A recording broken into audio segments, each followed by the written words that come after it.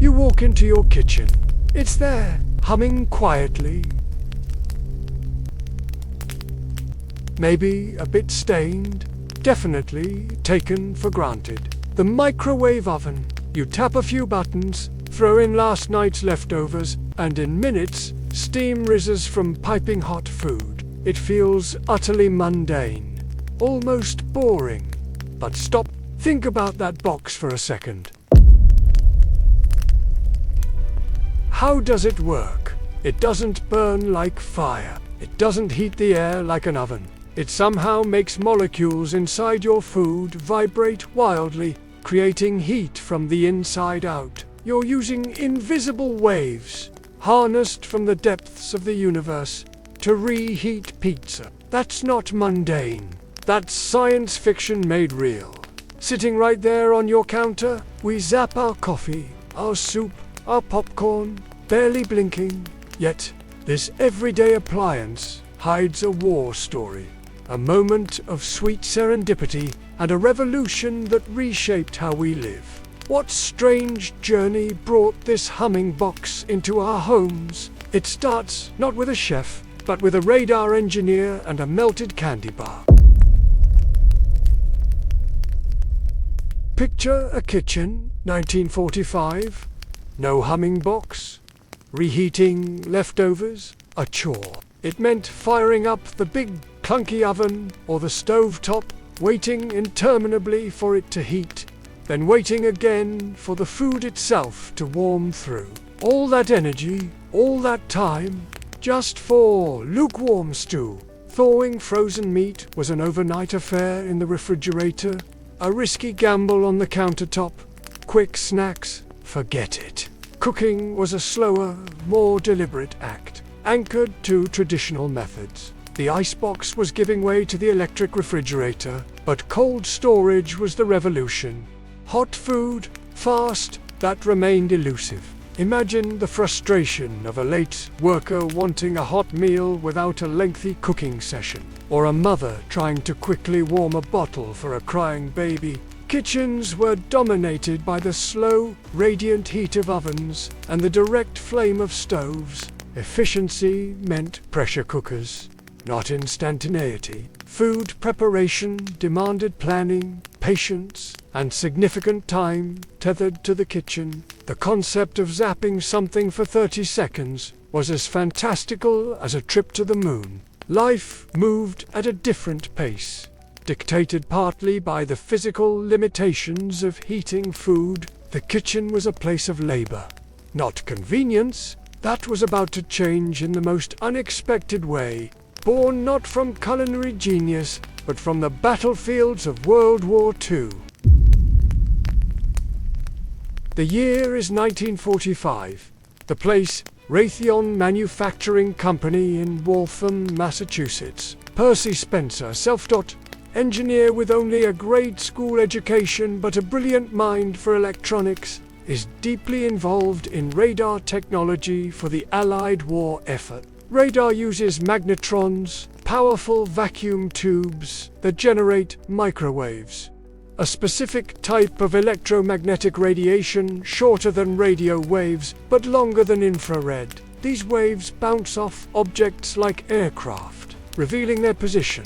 Spencer is working near an active radar set, a magnetron humming with power. He reaches into his pocket for a peanut cluster candy bar. It feels strangely gooey. Puzzled, he pulls it out. It's not just soft, it's melted, thoroughly, not from body heat. Intrigued, Spencer dismisses coincidence. He suspects the magnetron. He sends a boy out for popcorn kernels. Holding the bag near the active tube, popcorn explodes all over the lab. Next morning, he brings in an egg. He places it near the magnetron. A curious colleague leans in. Just as the egg violently explodes, showering the man with hot yolk. Eureka! Spencer realizes the microwaves are cooking the food from the inside out. The energy agitates water molecules within, creating friction and heat. It wasn't designed to cook. It was designed to detect enemy planes. But Spencer The orphan who taught himself electrical engineering by reading discarded textbooks saw the potential instantly. He understood the power wasn't just for seeing, but for heating. With characteristic focus, he quickly built a crude prototype. A metal box fed by a magnetron waveguide, food placed inside, cooked remarkably fast. Raytheon, initially focused on military contracts, saw the commercial potential and filed a patent for Spencer's method of treating foodstuffs on October 8th. The microwave oven was born, not in a kitchen lab, but on the factory floor of a defense contractor, sparked by a melted candy bar and a mind open to accidental discovery.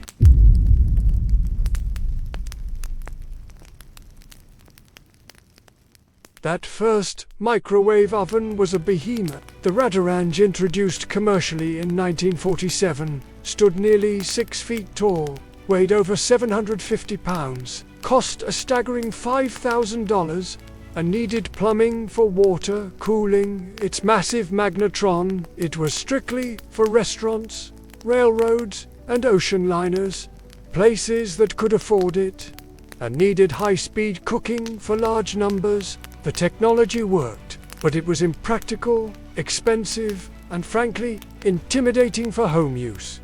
The magnetron was the key. Raytheon acquired Amana Refrigeration in 1965, specifically to leverage their manufacturing expertise for a consumer push. The breakthrough came in 1967 with the Amana Radarange RR1.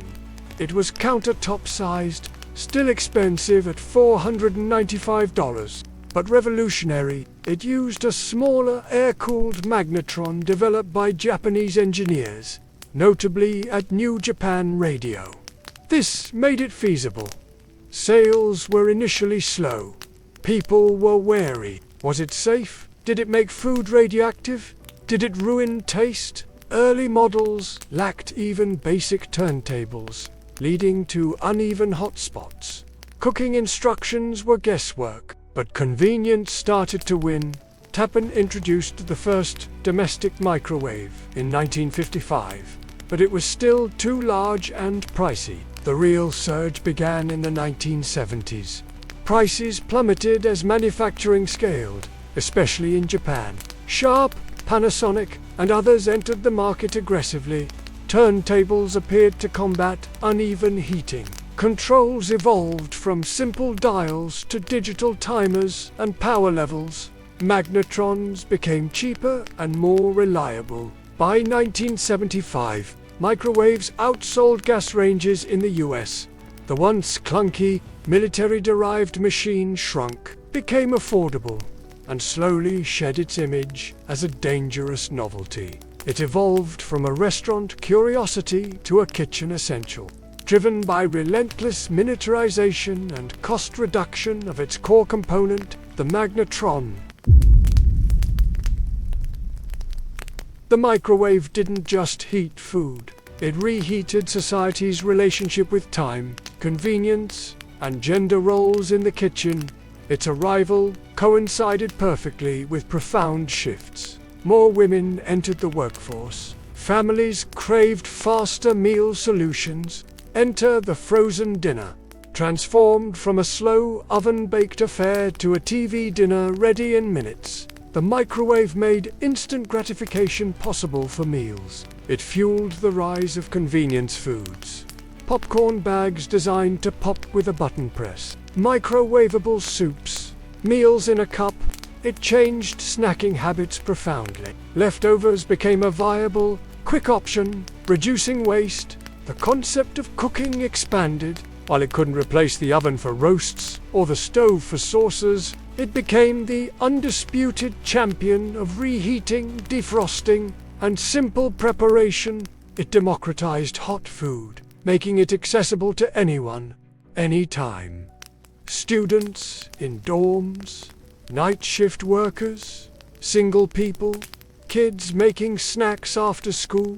It subtly altered kitchen dynamics. Its ease of use meant cooking tasks weren't solely reliant on traditional skills, potentially shifting some domestic labor. Critics lamented the potential decline of home cooking skills and family meals, though evidence suggests it simply created new patterns. It became a symbol of modern life. Fast, efficient, sometimes impersonal, but undeniably convenient. The phrase "nuke it" entered the lexicon. Kitchens were redesigned with counter space allocated specifically for this humming box. It wasn't just an appliance. It was a cultural force, reshaping expectations about how long food preparation should take and fundamentally altering the rhythm of domestic life, freeing up precious minutes in increasingly busy days.